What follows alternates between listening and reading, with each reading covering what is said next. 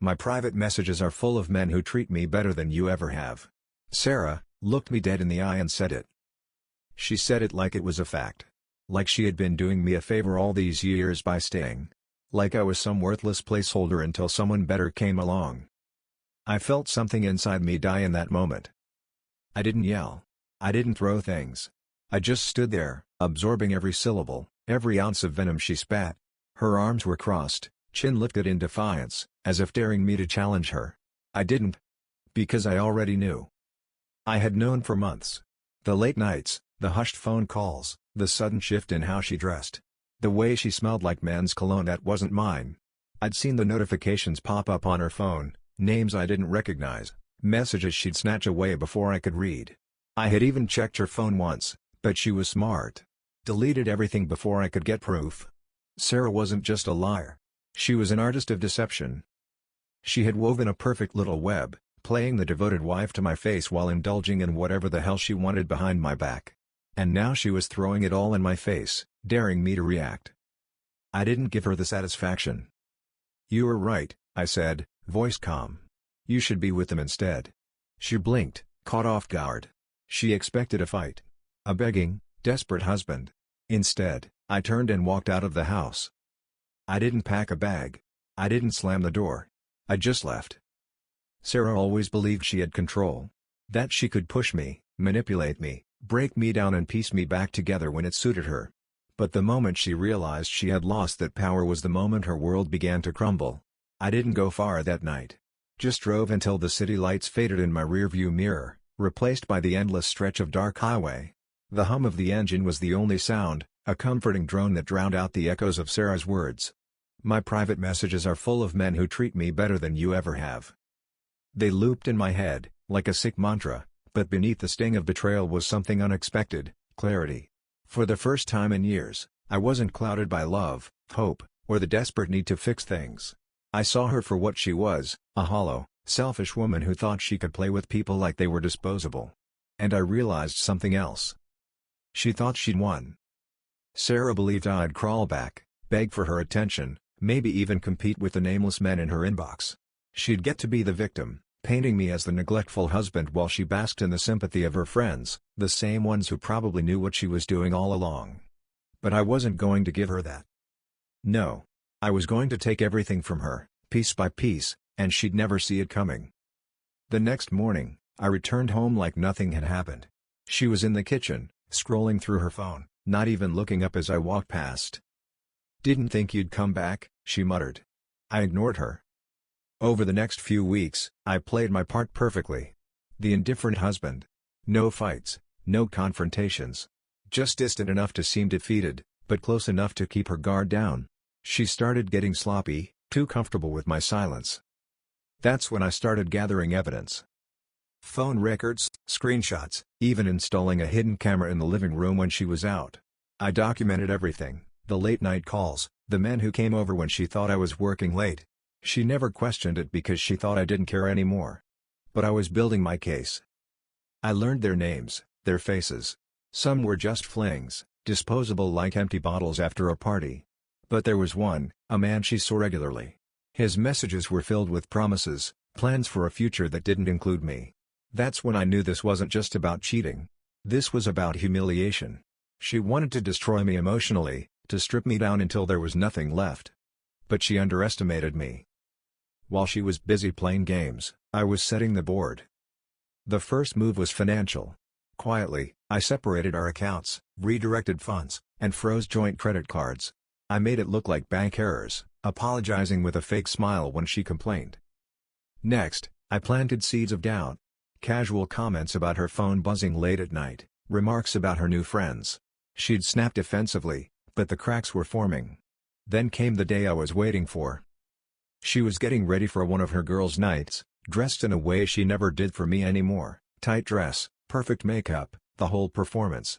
As she grabbed her purse, I said, "You know, it's funny. You're always out, but you never seem happy when you come home." She froze, her reflection in the mirror flickering with uncertainty before the mask slipped back on. "Maybe because coming home to you is the problem." I smiled. "Perfect." I let her leave, then made the call. By the time she got back, The locks were changed. Her clothes? Bagged and sitting on the front lawn. Inside, the house was stripped of anything she could claim as hers. I'd even gone through her prized collection of jewelry, leaving only the cheap, meaningless pieces. When she realized her key didn't work, she banged on the door, screaming my name. I opened it just enough to meet her eyes. Calm. Unbothered. "I'm done." She laughed, like it was some joke. "You were throwing me out? You can't be serious." "Oh, I'm dead serious," I replied. "And you'll find out just how serious when you check your bank account." Her face drained of color. I didn't slam the door. Just closed it quietly. Revenge wasn't loud. I drove through the city with no destination in mind, my hands gripping the wheel so tightly my knuckles turned white. My heart wasn't pounding with sadness. No. That had died the moment Sarah opened her mouth. What I felt now was something sharper, colder, clarity. I wasn't going to be another pathetic husband crying over his cheating wife. I was going to make her regret every smug word, every lie, every betrayal. But first, I needed a plan. I checked into a hotel that night, paying in cash. Sarah didn't try to call or text. Of course she didn't. She thought she had won. Thought I'd come crawling back after a few days, begging for another chance, promising to do better, to be the man she claimed I wasn't. She didn't know me at all. As I sat on the edge of the stiff hotel mattress, staring at the cheap lamp flickering in the corner, I started making a list in my head. Step by step, I would dismantle the life she had built on deceit. She wanted to play games? Fine. But she had no idea I was better at it. She was used to a comfortable life, and I had made sure of that. The house. In my name. The cars? I paid for them. The credit cards? Linked to my accounts. Sarah had spent years living lavishly on my dime, probably using my money to fund her little meetups with other men. Not anymore. I pulled out my phone and logged into our joint accounts. With a few quick clicks, I drained them into a separate one under my name. I shut down her credit cards, froze anything she could access, and called my lawyer first thing in the morning to start the divorce process. By the time she woke up the next day, she'd have nothing. Sarah thrived on her image. She had curated the perfect reputation, devoted wife, social butterfly, the woman everyone envied. But I knew the truth, and now it was time everyone else did too. I had no proof of her cheating, yet. But I had a feeling I wouldn't have to look far. So I hired a private investigator. It was easy. I gave him her schedule, told him to follow her, document everything. I didn't just want to divorce her, I wanted to destroy her. I wanted every friend, every colleague, every side piece she thought she could run to see her for what she truly was. And I wanted her to know it was me who did it. As I lay back in bed, staring at the ceiling, a dark smile crept onto my face. This wasn't just revenge. This was justice. And Sarah had no idea it was coming. The silence from Sarah was almost amusing. No angry texts, no desperate voicemails, nothing. She was too arrogant to think I'd actually leave. She probably thought I was licking my wounds somewhere, sulking like the pathetic husband she believed I was. She had no idea I was building her downfall, brick by brick. The private investigator, Mark, was worth every penny. By day 3, he had already sent me photos. Sarah wrapped around some guy outside a hotel, her fake smile plastered on as if she wasn't someone's wife. The man was older, wealthy looking, the type who thought charm and money could cover up being a homewrecker. But he wasn't my target. Sarah was. Mark dug deep. Turns out she wasn't just cheating, she was running a side hustle, too. Manipulating men for money, gifts, vacations. A trail of texts, photos, and bank transactions led to a tangled web of infidelity and fraud. She wasn't a wife. She was a con artist with a wedding ring. I waited until the perfect moment, a Friday evening when she'd be out, pretending to be with friends.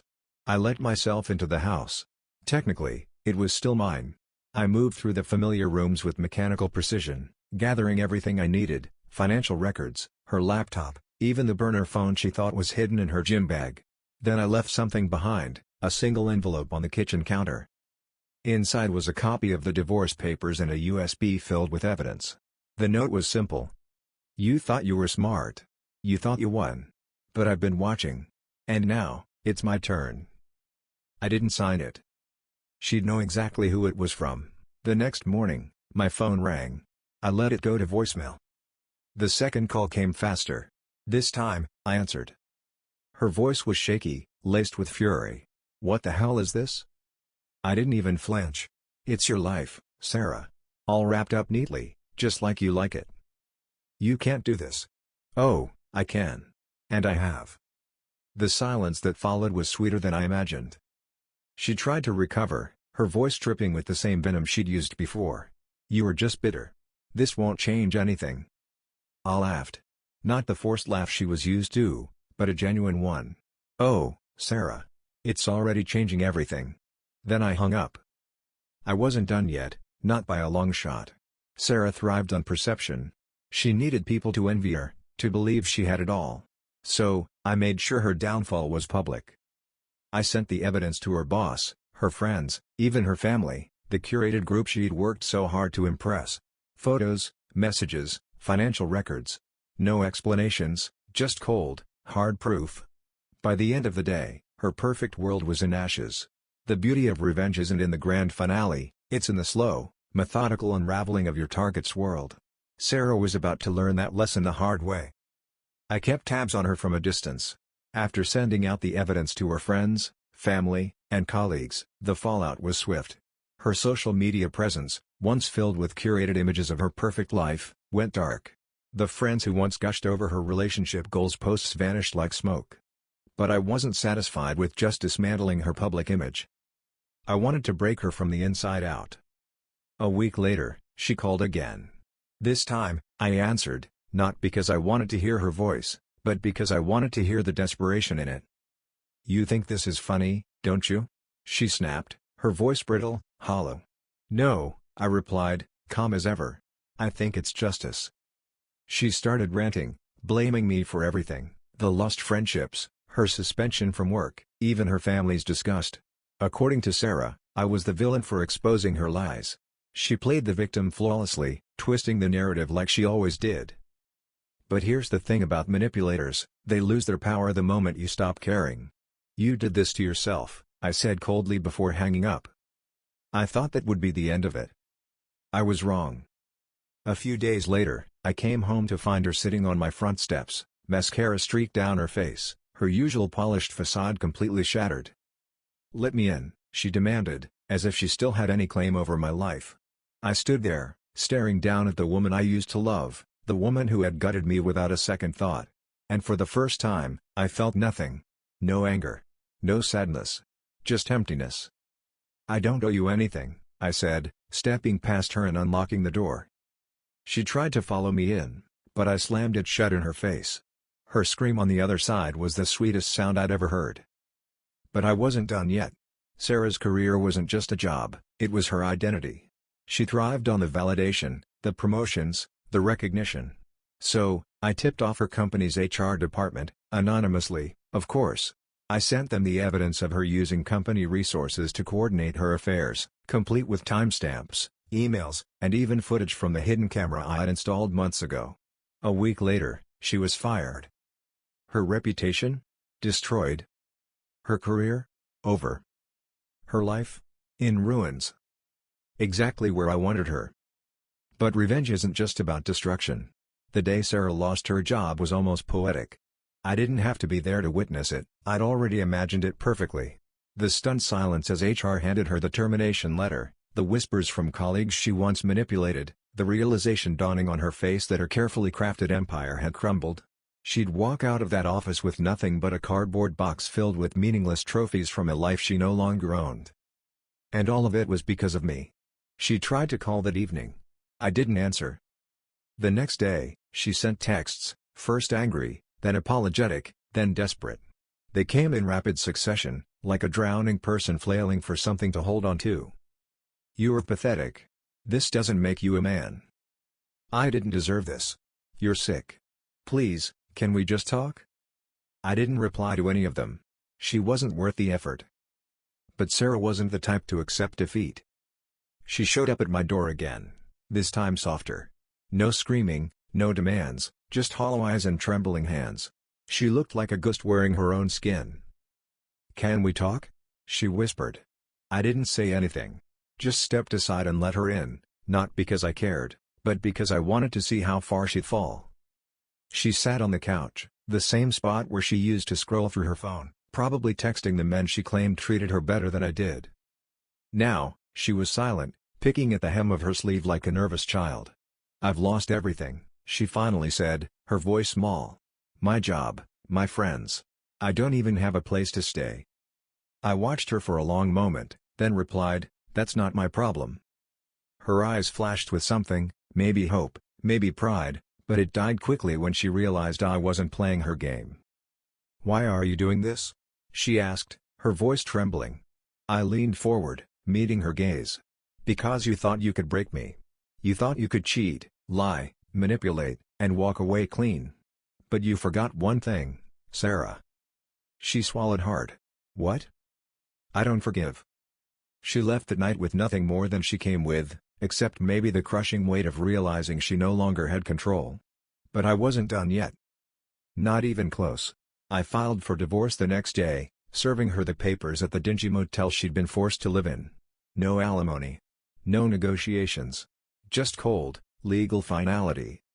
She tried to contest it, claiming she deserved something after all we'd been through. The judge disagreed. The last time I saw Sarah, she was standing in the rain outside the courthouse, her makeup smeared, her eyes empty. She didn't say a word. Neither did I. Because my silence was the loudest revenge of all? After the court hearing, Sarah became nothing more than a ghost drifting on the fringes of my life. No more calls, no more texts, just silence.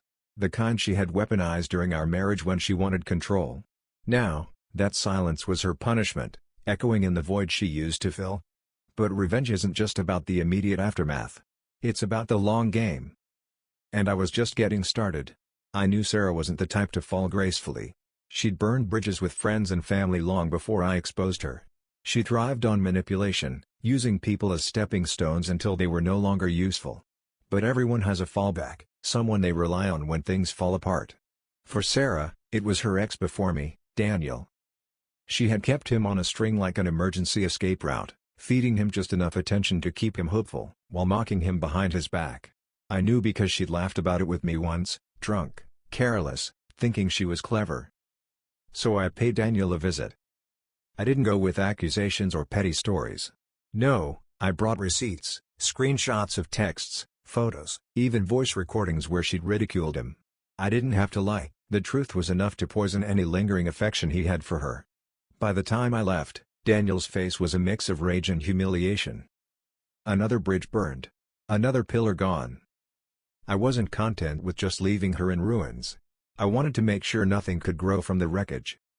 Sarah had always talked about starting her own business, a boutique marketing firm she'd been planning for years. She'd even drafted proposals, pitched ideas to former colleagues, and secured tentative investors. I found out who they were. A few carefully crafted emails, some attached anonymous documents exposing her character, and within a week, her prospects dried up. No one wanted to risk their reputation on someone with a history of deception. Her dreams died quietly in the background of her unraveling life. The next time she tried to contact me was through a mutual friend. "She's not doing well," the friend said, hesitation thickened her voice. "She's not the same." I simply replied, "Neither am I." And that was the end of that conversation. Months passed. My life moved forward, new job, new apartment, new peace. One day, I got a letter. No return address, but I recognized the handwriting immediately, Sarah's. Inside, just a simple note. "I'm sorry. For everything." No explanations. No justifications. I folded the letter neatly and burned it in the sink. Closure isn't something you get from the person who broke you. It's something you take. And I had taken everything. You'd think after all that, I'd feel triumphant, fulfilled, even. But the truth is, revenge doesn't leave you with a victory parade. It leaves you with silence. A heavy, hollow kind of silence that seeps into the corners of your life when no one's looking. I didn't regret what I did. Not for a second. But I'd be lying if I said it didn't change me. Sarah's name faded from conversations, her presence reduced to nothing more than an afterthought in the minds of those who once sang her praises. The life she built on deception had collapsed, not in one grand explosion, but in a series of small, calculated demolitions. And I had been the architect. I thought that would be enough. But some nights, when everything was quiet, I'd catch myself staring at the ceiling, wondering why I didn't feel whole. Then I realized something. You can burn down someone else's house, but that doesn't rebuild your own. It was almost poetic how it all came full circle. Months after the divorce was finalized, I received a message from an unknown number. Curiosity got the better of me, and I opened it. "I need to see you. Please. One last time." I knew it was her. I should have deleted it. Ignored it. But I didn't. Maybe I wanted to see how far she'd fallen. Maybe I wanted to confirm, face to face, that I'd truly won. So I agreed. We met at a rundown cafe, a far cry from the chic places she used to adore. She looked nothing like the woman I married, tired, worn, a shadow of her former self. No makeup, no designer clothes, just raw vulnerability wrapped in faded fabric. She didn't waste time with pleasantries. "I deserved what you did to me," she said quietly, staring into her coffee like it held the answers she'd been searching for. I said nothing. She continued, "But you didn't just destroy me. You became me." That made me flinch.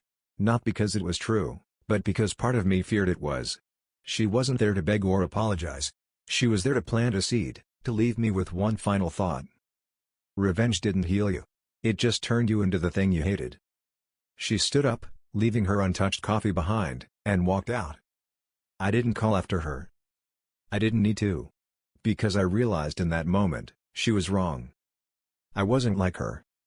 I didn't betray. I didn't lie. I didn't cheat. I delivered justice. Cold. Precise. Deserved. After that final meeting, Sarah disappeared from my life for good. No more texts, no late-night calls, no desperate attempts to claw her way back into my world. Just silence. But her words lingered. "You became me." At first, I shrugged it off, convincing myself it was just another one of her manipulations, a last-ditch effort to twist the knife. But late at night, when the world was quiet and the distractions faded, her voice echoed in my mind. I didn't like what I saw when I looked in the mirror. Not because I regretted what I did, but because I realized she'd left her mark on me, just not in the way she thought. Revenge had been my fuel, my purpose. And now that the fire had burned out, all that remained was the smoke. I'd destroyed her. But what was left of me? The apartment felt empty after that. Not physically, I'd filled it with new furniture, new decorations, things that were mine. But emotionally, it was a hollow space, echoing with memories I couldn't seem to shake. So, I did what I'd avoided for months. I sat down and wrote. Not to Sarah. Not for anyone else. Just for me. I wrote every detail, every moment of rage, betrayal, revenge. I poured it onto the page like poison, hoping that if I drained it out, there'd be something left, something human. Page after page, I confronted the truth. Yes, I'd been a victim. But I'd also been something else, a man who let hate define him, even if just for a while. It wasn't a sudden transformation. There was no epiphany, no dramatic shift. Just small moments of clarity, like puzzle pieces falling into place. I started going to the gym again, not out of spite or to prove something, but because it cleared my mind. I reconnected with old friends, people I'd pushed away during the chaos. I didn't tell them everything. Just enough to remind myself that life existed beyond Sarah. I even started dating again. Nothing serious, nothing fast. Just conversations. Dinners. Laughter that didn't feel forced. For the first time in years, I felt like me. You see, Sarah thought she was delivering a final blow with her words. But the real revenge? It wasn't in the money I drained, the job I cost her, or the reputation I shattered. It was in this simple, undeniable fact. I moved on. Without her. Without the anger. Without the hate. I rebuilt myself from the ashes she left behind, and I didn't need her, or the pain she caused, to define me. That was the real victory. And she'd never get to take that away. Time has a strange way of dulling even the sharpest edges. What once felt like an open wound eventually became nothing more than a faint scar, still there, still part of me, but no longer dictating the rhythm of my days. Sarah faded into the background, not with a dramatic final act, but with quiet irrelevance.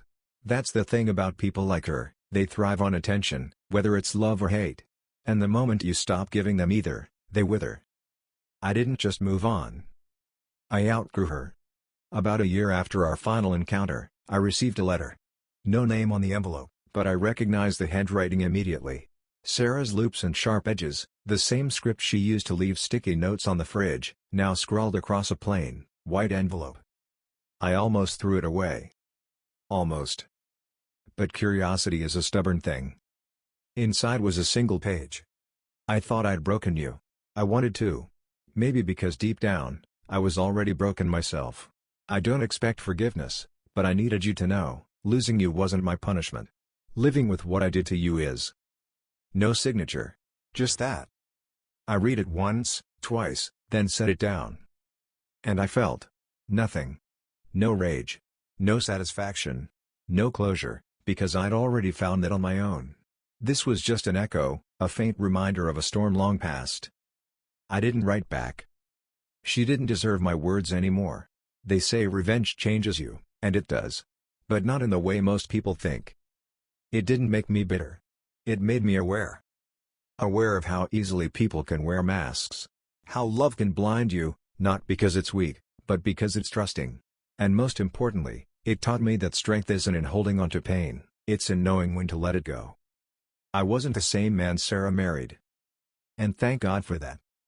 Because the man I became, the man sitting here writing this, doesn't need validation from the past. I don't need to prove anything to her, or to myself. I won. Not because I ruined her life, but because I reclaimed mine. Life moved forward, as it always does, indifferent to the wreckage it leaves behind. New faces entered my world, friends, colleagues, fleeting connections. No one knew the story buried beneath my calm exterior, and I liked it that way. It wasn't a secret. It was just over. But some ghosts don't need a haunting to linger. They exist quietly, tucked into the corners of your mind, resurfacing when you least expect it. It happened on an ordinary day. I was at a cafe, the kind of place Sarah would have hated, too plain, too quiet. I liked it for exactly those reasons. As I sipped my coffee, a laugh from a nearby table caught my attention. It wasn't hers, of course, but for a split second, my heart reacted before my mind caught up. That's when I realized, I wasn't afraid of running into her. I was afraid of feeling nothing if I did. Because what's worse than hate? Indifference. And that's exactly where I was. It wasn't long after that when the universe decided to test me. I was at a friend's wedding, one of those sprawling outdoor events with fairy lights strung through trees, laughter mingling with soft music. The kind of place where people pretend the world doesn't exist outside the bubble of celebration. And there she was. Across the courtyard, standing alone near the bar. Sarah. Older, thinner, her once meticulously styled hair now an afterthought. She looked like someone trying to blend in but not quite succeeding. She saw me before I could look away. Our eyes met. No dramatic music. No slow-motion moment. Just a glance between two people who share too much history and not enough left to say. She didn't approach me. I didn't approach her. And that was the most satisfying part. As I left the wedding later that night, I passed by her again. She looked at me, searching for something in my face, anger, regret, longing. I gave her nothing. Not a nod. Not a glance. Not even the courtesy of acknowledgement. Because the opposite of love isn't hate. It's apathy. And that's where she lived now, in the empty space where my feelings used to be. I never saw her again after that. But it didn't matter. Because the best revenge isn't ruining someone else's life. It's building yours so beautifully that they become irrelevant to it. And that's exactly what I did. After that wedding, it felt like a chapter had officially closed, not with a dramatic conclusion, but with the simple, quiet realization that Sarah was no longer a part of my story. She was just background noise, a static hum I could ignore without effort. The real victory wasn't in the revenge. It was in the absence. No more waking up with her memory hanging over me like a storm cloud. No more analyzing what went wrong or how I could have been different. That was her burden now. Mine was gone.